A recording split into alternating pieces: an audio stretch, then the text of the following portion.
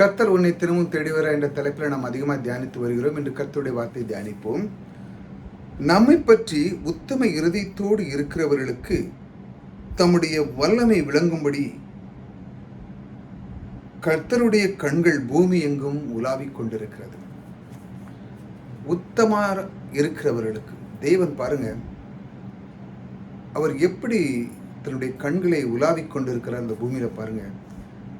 உத்தமருக்கு, உத்தமர்னா தேவனுடைய வார்த்தைக்கு அவன் சரியாக கீழ்ப்படிந்து இந்த மாதிரி காரியங்கள் அவன் இருக்கும் பொழுது தேவன் இந்த காரியத்தை செய்கிறார். சில காரியத்தை நாம் பார்ப்போம். பாருங்க, ஆபிராம் இருக்கிறார். ஆபிராம் தேவன் தேர்ந்தெடுத்து அவனை கொண்டு வருகிறார். அவனை சொல்லுகிறார், இந்த இடத்தை விட்டு வா அப்படின்னு எல்லாம் சொன்னோடனே அவன் எல்லாத்தையும் கீழ்ப்படிஞ்சு அவனுக்கு ஏகப்பட்ட ஆசீர்வாதங்களையும் வாக்குத்தத்தங்களையும் கொடுக்கிறார். இன்று நாம் அவருடைய ஆபிராமுடைய சன்னதியா என்று சொல்வதற்கு காரணமே அவனை ஆசீர்வதித்து அவனுடைய சன்னதியை மணலைப் போல, நட்சத்திரங்களைப் போல எண்ண முடியாத அளவுக்கு ஆசீர்வதிப்பேன் என்று கொடுத்த அந்த தேவன் பாருங்க, அவனுடைய உத்தம இதய உள்ளத்தை பார்த்து, பூமியை நோக்கி பார்த்து அவனை தேர்ந்தெடுக்கிறார். அவன் போகவே இல்லை, அவன் கேட்கல, வாங்கலை. இந்த மாதிரி தான் மனிதனுக்குள்ள இருக்கிற அவனுடைய தாழ்ந்துகளை பார்த்து, அவனுடைய உத்தம இதயத்தை பார்த்து தேவன் இந்த மாதிரி காரியங்களை செய்கிறார். இதைத்தான் நீங்கள் ஒவ்வொரு நாளும் கற்றுக்கொள்ள வேண்டும். ஒவ்வொரு நாளும் நம்முடைய கர்த்தர் இந்த காரியத்தை குறித்து நமக்கு எப்படி கற்றுத்தருகிறார், இந்த உத்தம இருதயத்தோடு இருக்கும் பொழுது அவர் நமக்கு என்ன செய்கிறார், இதையெல்லாம் நாம் பார்க்கும் பொழுது நம்முடைய உள்ளம் மகிழ்ந்து கலிகூறுகிறது. பாருங்க, நம்மை பற்றி உத்தம இருதயத்தோடு இருக்கிறவர்களுக்கு தம்மை பற்றி, நீங்கள் ஒரு உள்ளத்தில் இருக்கீங்க, உங்களுடைய வார்த்தையை கீழ்ப்படுங்கிற, வார்த்தையை கேட்குறீங்க, வார்த்தைக்குள்ளே வரீங்க.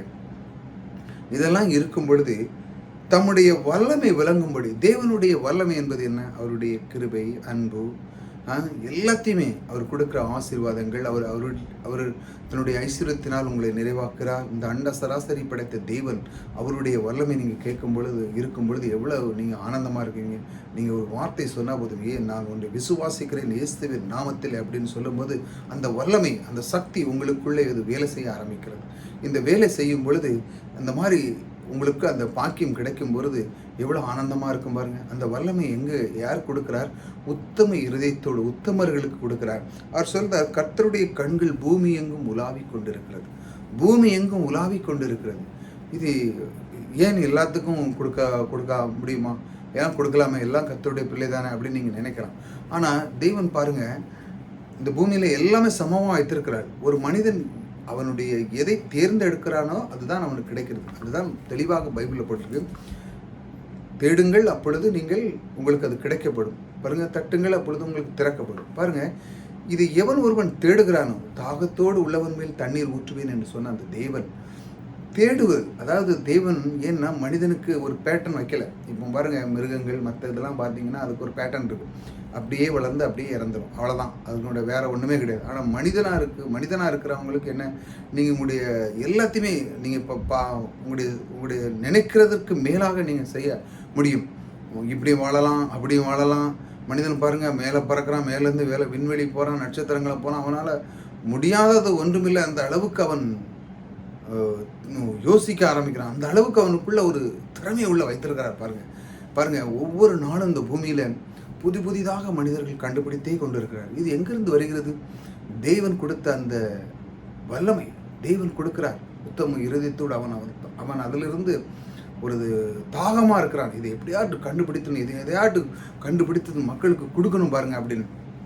இன்னைக்கு பாருங்க, பெரிய பெரிய கம்பெனிலாம் நல்ல ப்ராடக்டை மக்களுக்கு போய் சேரணும், இந்த உலகத்துக்கு. அதை ஒரு குவாலிட்டியாக இருக்கணும் கொடுக்க. ஆனால் உலகத்தில் கொஞ்ச காலம் வாழ்கிறவர்கள் அவங்களுக்கு குவாலிட்டியாக இருக்க கொடுக்கணும் அப்படின்னு சொல்லி அதற்கு ஒரு ஒரு பொருள் அதனுடைய விலையை நிர்ணயிக்கிறான். ஆனால் அந்த விலைக்கு அதிலிருந்து அவன் குறைவதில்லை. ஏனென்றால் அவன் கொடுக்குற பொருள் பாருங்க ரொம்ப குவாலிட்டியான பொருள். ஆகையால் அவன் வைத்ததுதான் அப்படிங்கிற மாதிரி அந்த அளவுக்கு அவன் குவாலிட்டியை அவன் மெயின்டைன் பண்ணுறான். ஏன்டா மக்களுக்கு இந்த மாதிரி கொடுக்கணும் என்று அவன் ரொம்ப தாக்கத்தோடு இருக்கிறான். இந்த குவாலிட்டி அவன் நல்ல ஒரு திறமையாக கொடுக்கும் பொழுது பாருங்க, தேவன் அந்த உத்தம இதயத்தை அவர் பார்க்குறார்.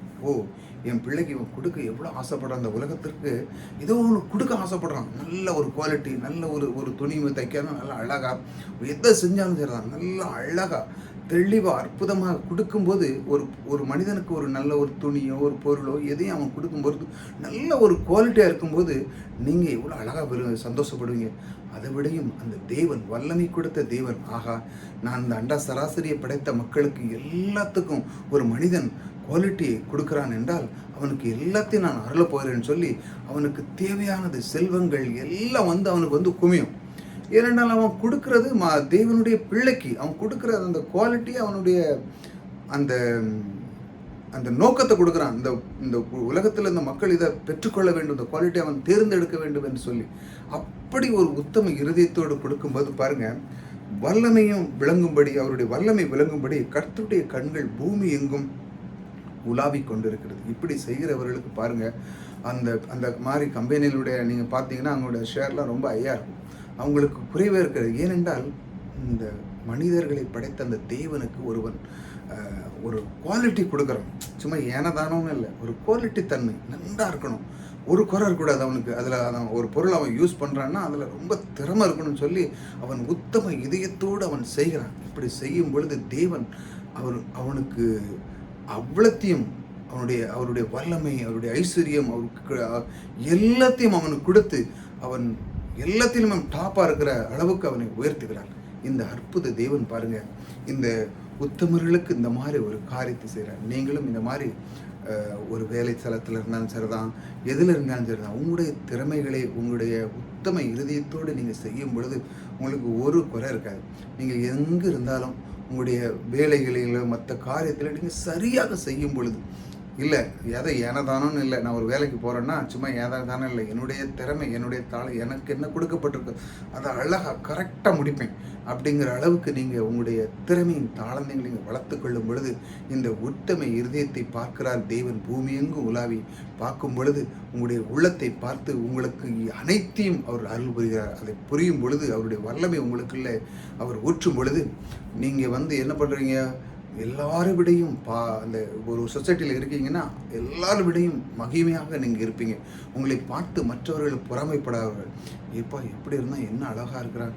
காரணம், உங்களுக்குள்ளே இருக்கிற தாளந்தை நீங்கள் தேர்ந்தெடுத்திருக்கீங்க இல்லையா? இந்த தேர்ந்தெடுத்தது மட்டுமல்ல, நீங்கள் அதை கற்றுக்கொண்டு மட்டுமல்ல, அதன் மூலமாக உங்களுடைய மற்றவர்களுக்கு அதை நீங்கள் ஷேர் பண்ணீங்க, மற்றவர்களுக்கு அது பயன்பட்டு இருக்கிறது. ஆகையால் இந்த மாதிரி காரியத்தை நீங்கள் கற்றுக்கொள்ளும் பொழுது, இந்த மாதிரி இருக்கும் பொழுது கர்த்தருடைய கண்களில் உங்களுக்கு கிருபை கிடைக்கும்.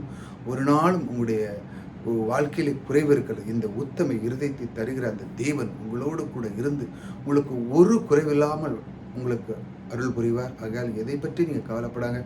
தேவன் உங்களுக்கு கண்களிலே தயவு கிடைக்க வைத்து உங்களுடைய வாழ்க்கை மிக சிறப்பாக செய்வார். கர்த்தர் உங்களோடு கூட இருக்கிறார்.